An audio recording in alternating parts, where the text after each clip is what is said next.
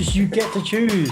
Right? Like here's the scenario. The environment gives us something which can be perceived as negative, can be perceived as not working, can be perceived as problematic. The world's ending.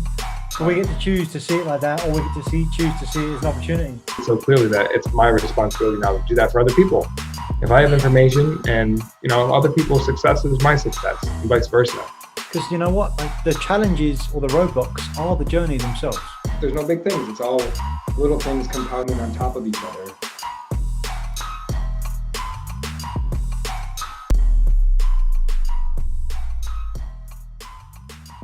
What a pleasure to connect with and contemplate the important things in business and in life with this week's Truth Seekers guest, Randa Hoffman. The material world and the world of woo-woo collide as Coach Nick and I connect with someone who I would describe as knows herself very well and has put in the work and the time and the effort to be able to sit here today doing what she loves. Randa Hoffman is the founder of Radiant Wealth Planning, LLC, a spiritual financial planner and money manager. Her intention is to guide clients to build a life that makes them feel radiant, have their money work for them, and plan with the guidance of their elder self and intuition.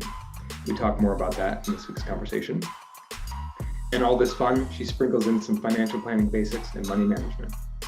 Randa is independent and fee only, meaning she has never paid a commission of any kind and has a legal obligation to provide unbiased and trustworthy financial advice.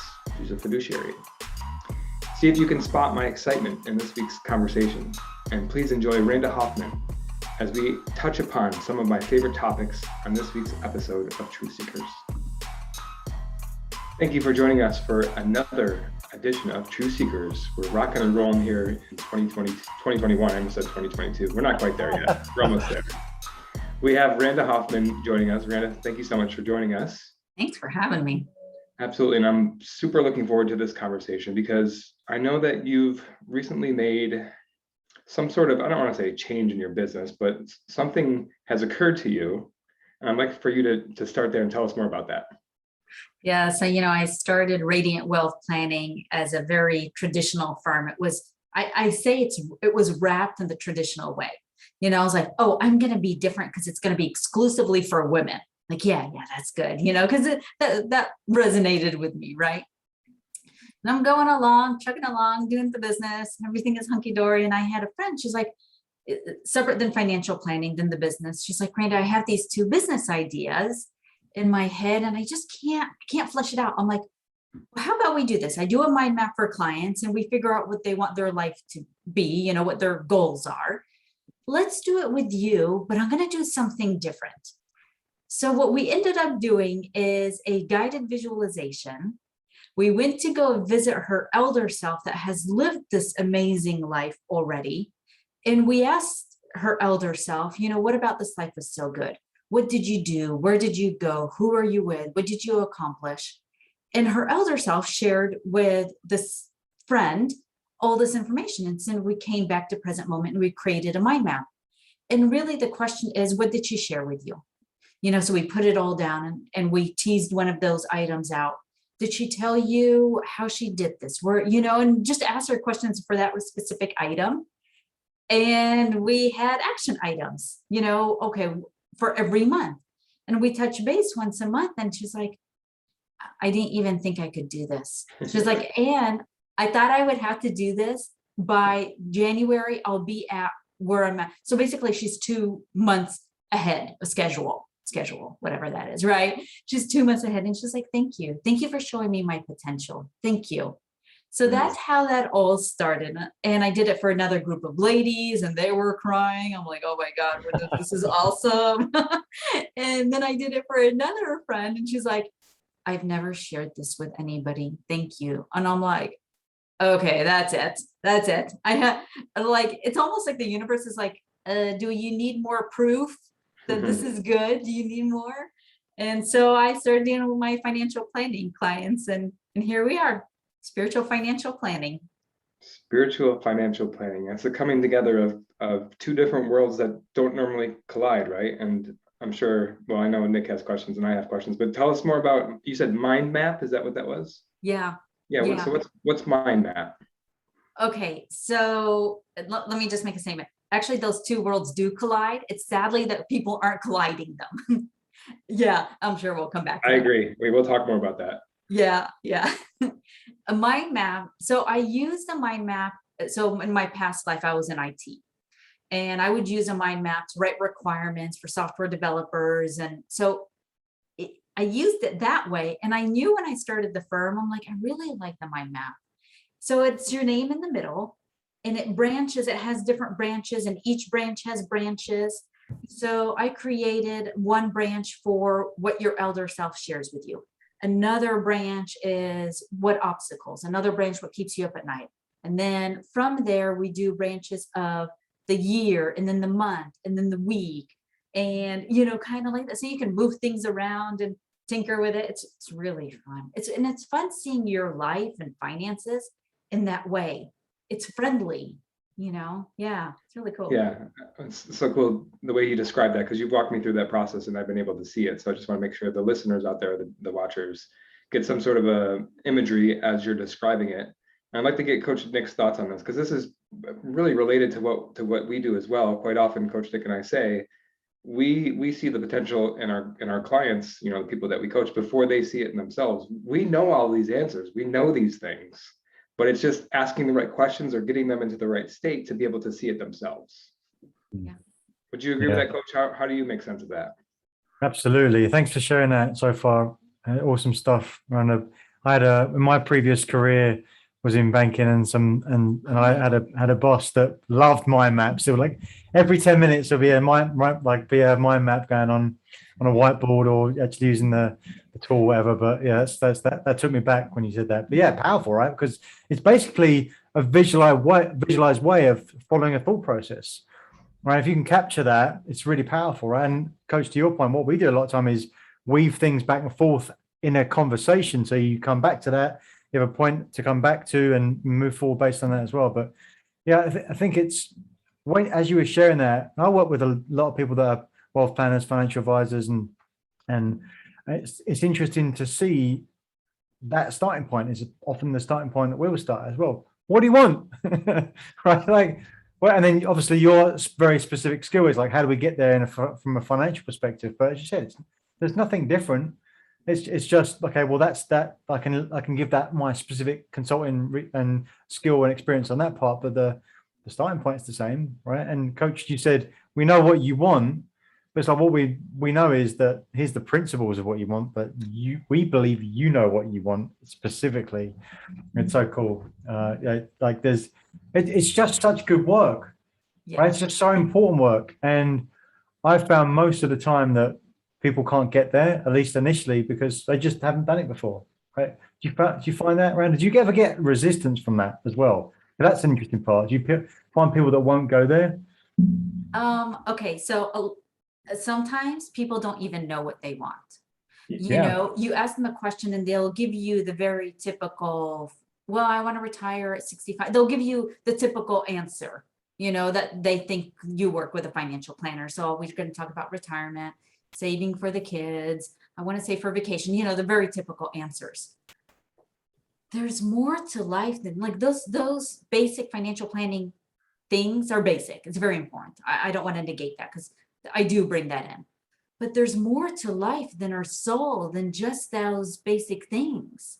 We were all born for a reason. That is the honest truth. We are all born for a reason. We all have specific gifts. We look this way for a specific reason. We have a soul's mission, and our heart's calling is drawing us to our soul's mission. What if we create a plan and have the energy of money be aligned with your soul's purpose, your soul's mission, to achieve that? Now that's awesome. So when we do it that way, Coach Nick, no, there's no resistance, because people are like, yeah, I want to do this. So when we talk about, okay, let's talk about, for example, the most boring thing nobody wants to talk about, life insurance. It's like so lame. Oh my God, it's like pulling teeth sometimes.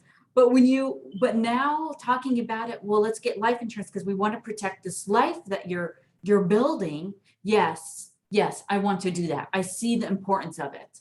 Before I was like, or they go MIA, when I was at Edward Jones, it was just a whole different story. So it's like, it's different. It brings different energy to what we're talking about.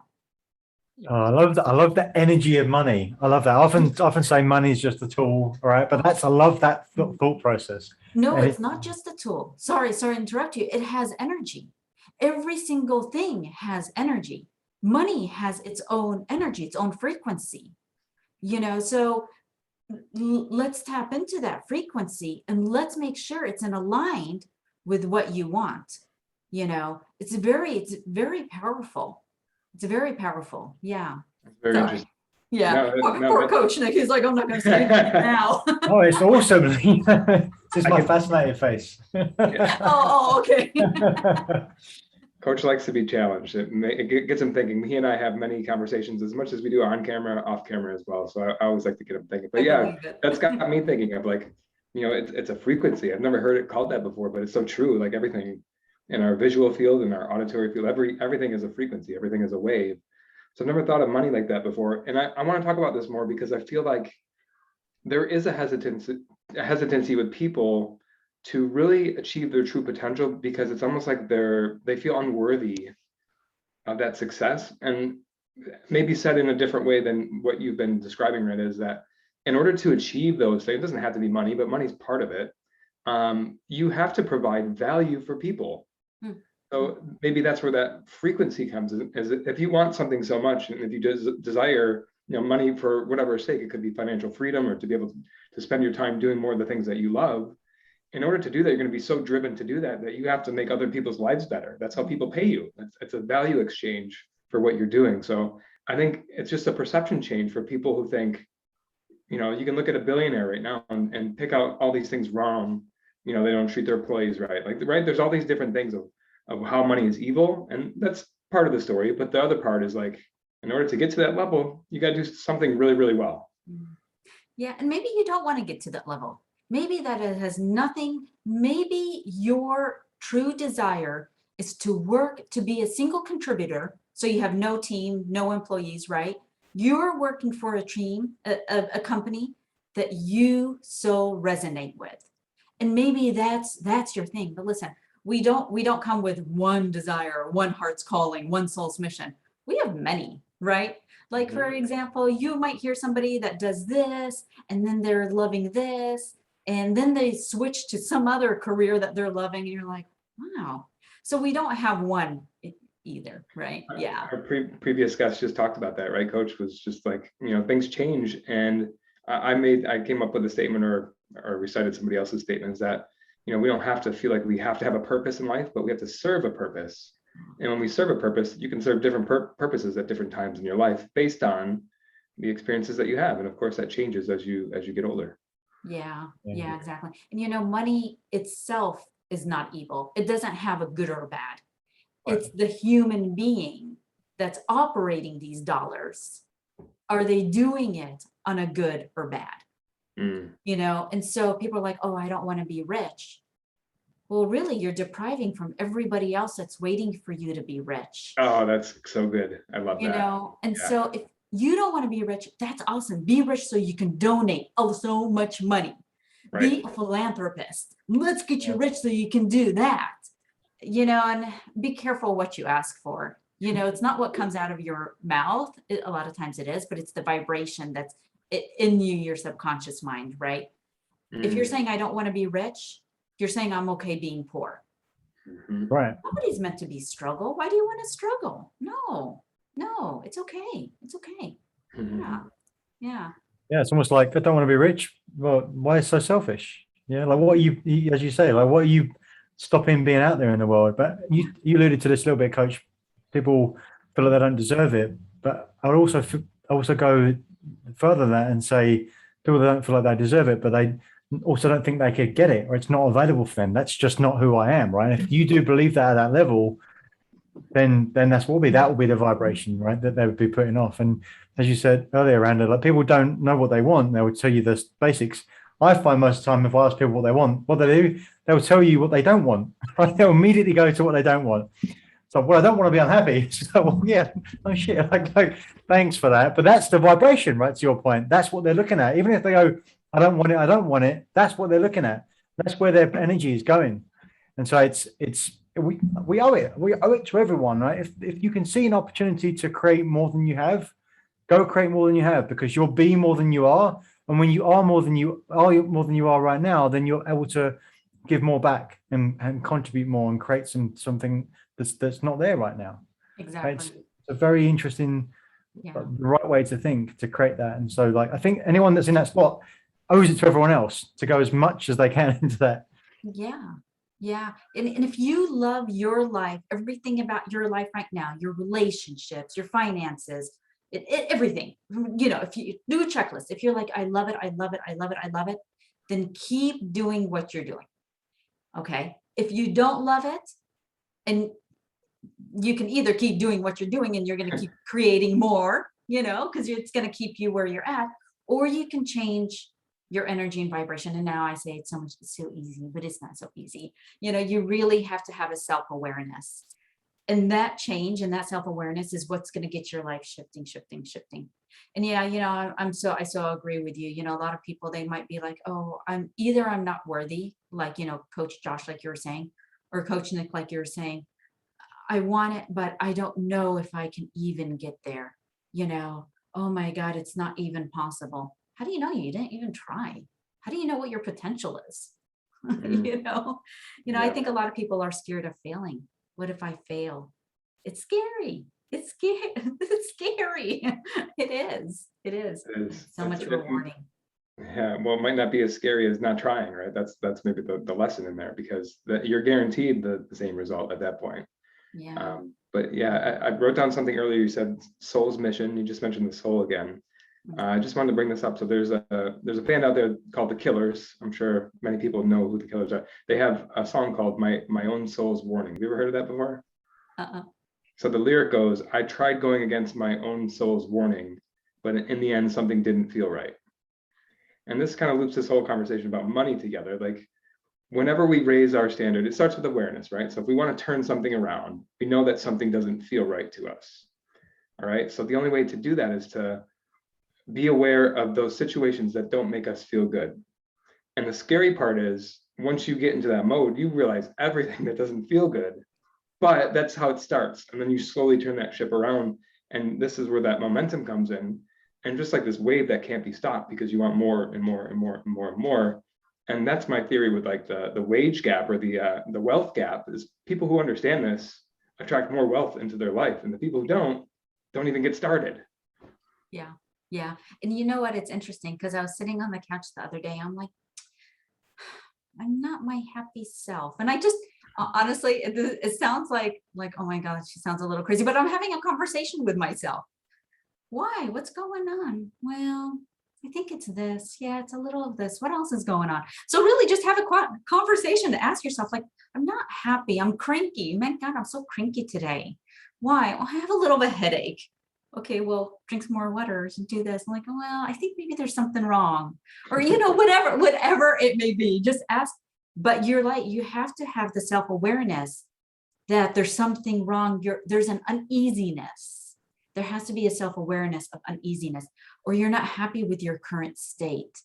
So stop resisting it, because that's causing stress. When you're like, oh, I hate it. This was me years ago. Oh, I'm so unhappy. I want it to be different. Well, that's not going to make any difference. So, yeah.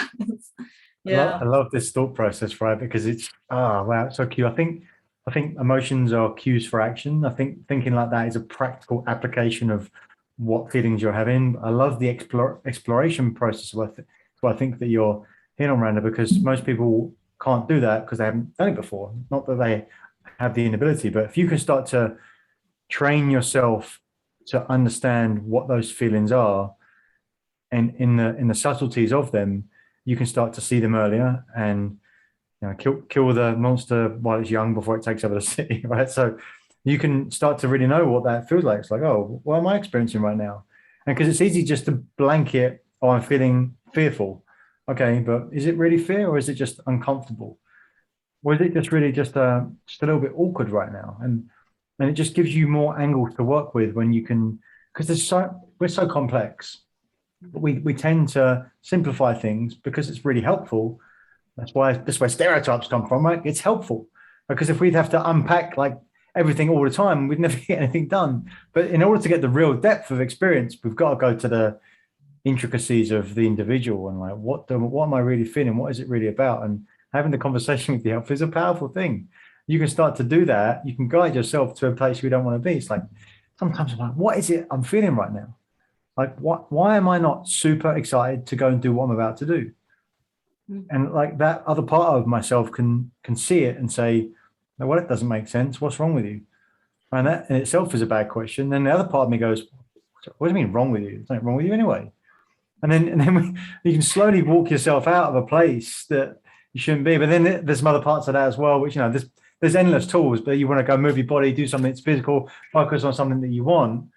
But it's so cool to see you applying that in what you do. And obviously you've got a deep understanding of yourself. Where did that come from you? Like, because, and as I was kind of preparing from our time and looking on your website and stuff, and I know that you've sent some stuff before, and obviously that's deep within you, but where did that come from as a genesis for you? You know, okay, I'll try. There's so much to it. There's never like one thing that made me this way. Like there's never that, right? Coach Nick, he just said that we were complex, right? So this is the yeah, example. Seriously, you're giving me like a universe question, right?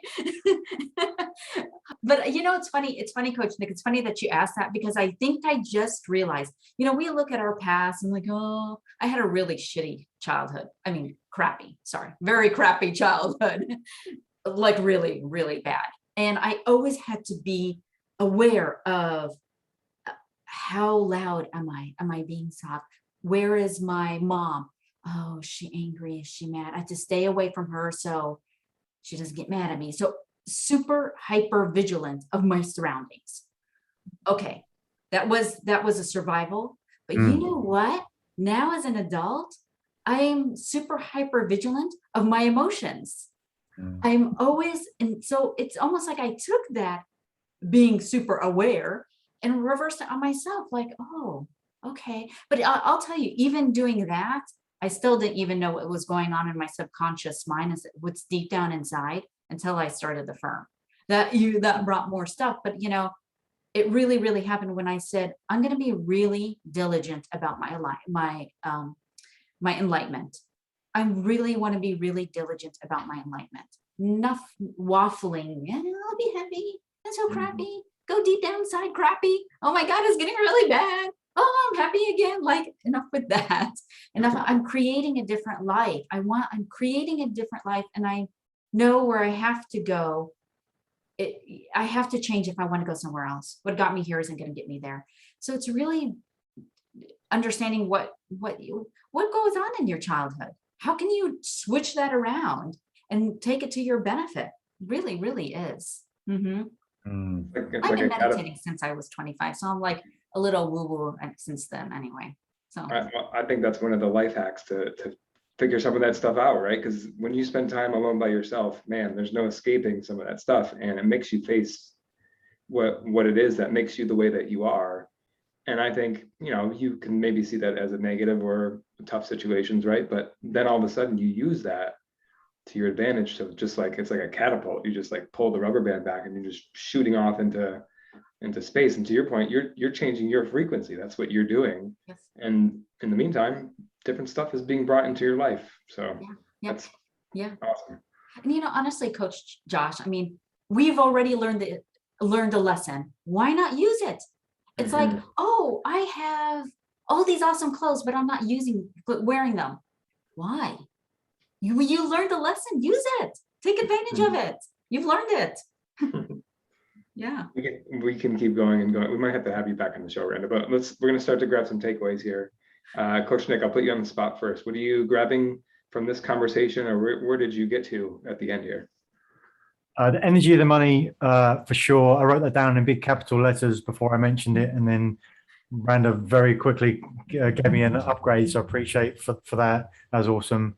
And I guess for me, the distinction that came out of my mouth that I didn't expect was the thought of the mind map being the visual representation of the stream of consciousness, almost like a meditation on a page with someone else, right? So thank you for that.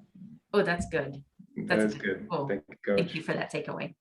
Yeah, so I'll let Randa go last. So I'll go next here. So mine was, and this isn't so much a takeaway as where I've landed at this point in the conversation. First and foremost, that self-talk is okay. Like, we're not crazy to talk to ourselves.